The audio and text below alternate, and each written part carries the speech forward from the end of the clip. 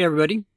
Just wanted to take a moment here to remind everybody with the 4th of July coming up, it's a good time to make sure that your batteries are charged and you've got the proper lenses. Now, 4th of July is basically event photography, even if you're with your family, because it's just going to be a whole bunch of things going on. You're going to want to get some portraits, but there's also going to be things going on that you just going to want to get.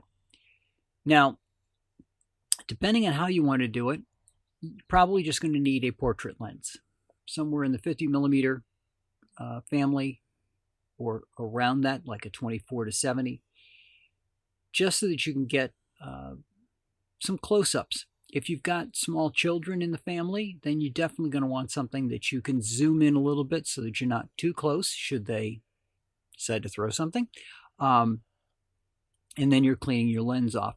So, plus it's much easier to get pictures of larger people up close than it could be to get a small child, because the small child's probably surrounded by a bunch of adults.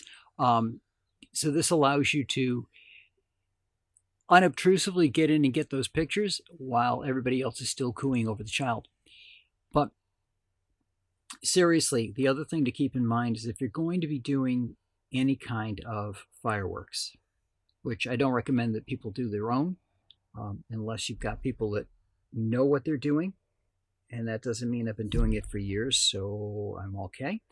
But you're going to need some kind of lens to capture the explosions. Now, professional fireworks are usually further away from where you are than some backyard fireworks, for example.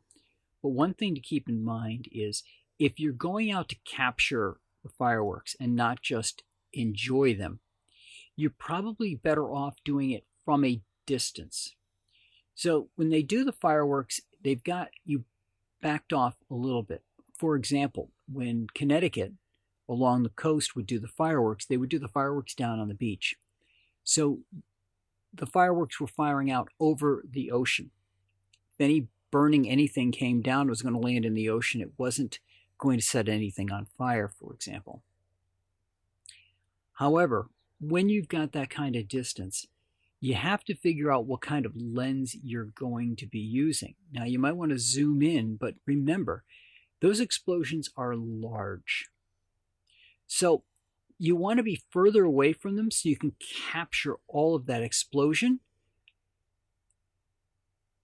and still be able to get a good image in there without having to crop it.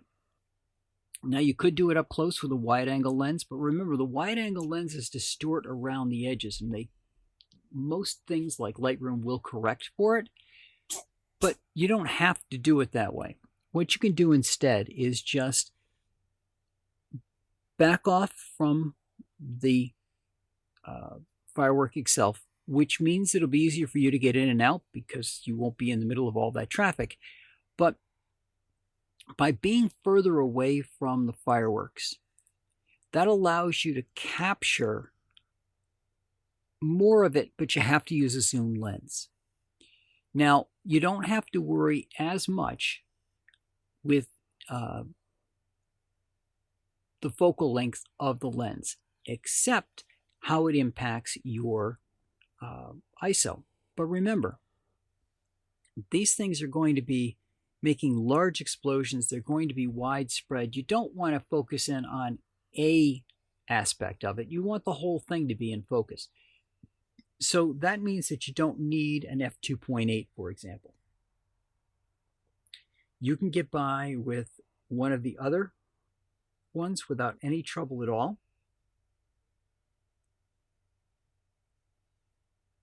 And you'll be all set. So remember, now, today is a good time to make sure that your batteries are charged up, that your cards are all cleared and ready to go, and that you've got your lenses picked out for the different parts of the 4th of July weekend, if you're in the United States, that you're going to be celebrating. So that's what I got for you guys this week, and I will talk to you all next week.